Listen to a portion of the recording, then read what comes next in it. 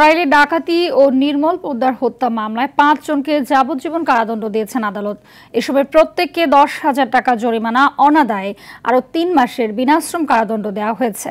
দুপুরে নড়াইলের অতিরিক্ত জেলা ও দায়রা জজ আদালতের বিচারক এলিনা আক্তার এই দণ্ডাদেশ দেন। এ সময় আদালত ৩ জনকে খালাস দেয়। তবে সাজাপ্রাপ্তদের মধ্যে তেজারত মোল্লা আদালতে উপস্থিত থাকলেও বাকি ৪ আসামি পলাতক রয়েছে। এদিকে ব্রাহ্মণবাড়িয়ার আশুগঞ্জে মেঘনা নদী থেকে অবৈধভাবে বালি উত্তোলনের দায়ে ২ জনকে ১ বছর করে কারাদণ্ড দেওয়া হয়েছে। সকালে মেঘনা নদীর চর সোনারামপুর এলাকায় এই অভিযান চালায় ভ্রাম্যমাণ আদালত। এ সময় বালি উত্তোলনে ব্যবহৃত ৪টি ড্রেজার ও ৫টি বাল্কহেড জব্দ করা হয়েছে।